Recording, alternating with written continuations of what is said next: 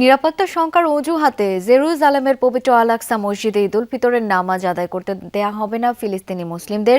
যুদ্ধ পরিস্থিতিতে খোলা মাঠ বা ঈদগাহে জামাত আয়োজন বাতিল করেছে কুয়েত ও আরব আমিরাত।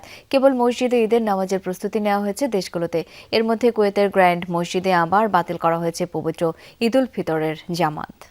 সেভয় একদম আম সরবে, ইফতারে হোক ঠান্ডা ঠান্ডা আম।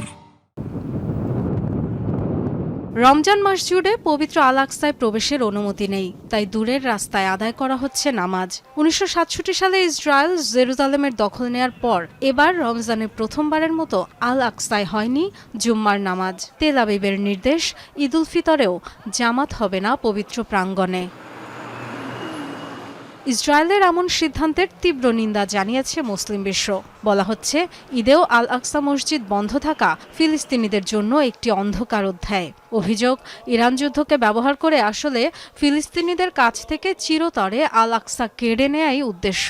পবিত্র মসজিদে ঈদ জামাত আয়োজনের দাবি জানিয়েছে আরব লীগ সহ বিভিন্ন আন্তর্জাতিক সংগঠন। যুদ্ধ পরিস্থিতিতে কুয়েতের গ্র্যান্ড মসজিদেও বাতিল করা হয়েছে পবিত্র ঈদুল ফিতরের জামাত। এক বিবৃতিতে মুসল্লিদের প্রতি দুঃখ প্রকাশ করেছে মসজিদ কর্তৃপক্ষ। জানিয়েছে, চলমান পরিস্থিতিতে বড় পরিসরে নামাজ আদায়ের ব্যবস্থা করা সম্ভব হচ্ছে না।